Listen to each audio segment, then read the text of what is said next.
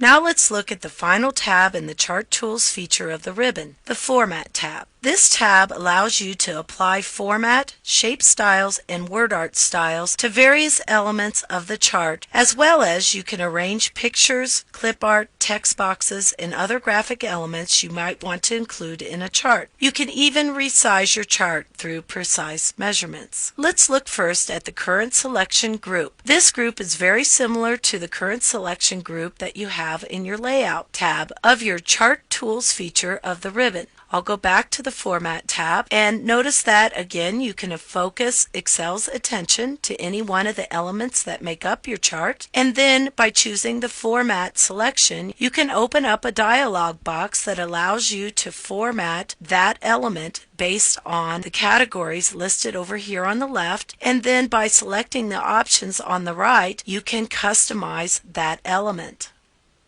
You also have shape styles here, and based on what element is selected, and let's say I want to select my legend, I can go ahead and apply a preset outline to that element. If I click this More button right here, it will expand down into a menu that gives me a listing of all the various formats available for that element. Let's say that I wanted to apply this format to my legend. Notice that over here in the background my legend will actually display whatever format I am selecting before I select it. Once I select it, it is applied to that element of your chart. You can change the fill by coming here to Shape Fill of the element. You can add a shape outline, as well as you can add some shape effects.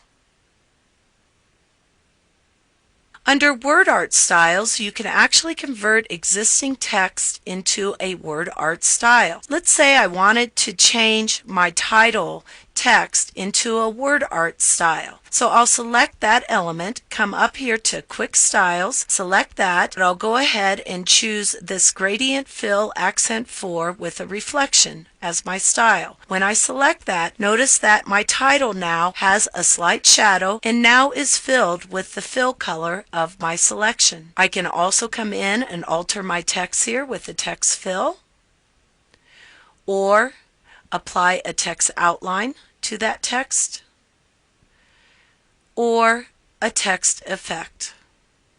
Now the Arrange group allows you to bring forward or send to the back, or even access a selection pane for all the elements that are on your worksheet, not just your chart but your worksheet. And if I choose selection pane, notice that now I have a pane visible to me, and it's showing me that embedded on this worksheet I have my sales chart. I can select the name and rename it here, and if I had more objects embedded on this worksheet you would see them all listed here. You can reorganize their order so that they display layered in a different order on the worksheet, or you could actually come up here and select the object and choose to bring it forward or backwards, or you can also align it as well as group any of the various elements.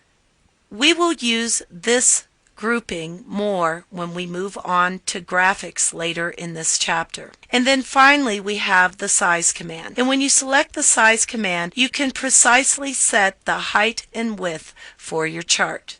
Nice feature there. Now what I'd like you to do is to apply these features that you see here on the Format tab to your chart that's in your Sales Monthly Workbook. So please open or access your Sales Monthly Workbook, or if you'd like to start with a file that reflects the development of the course up to this point, please open up 1010 Start File, which you will find in your Excel 2007 course directory in the Chapter 10 folder. And again, here is our chart that we've been working on throughout this chapter. And what I'd like you to do is to experiment and apply some of these features that you see here in your Format tab. When you have your chart designed the way you would like it, save your workbook and then move on to the next movie.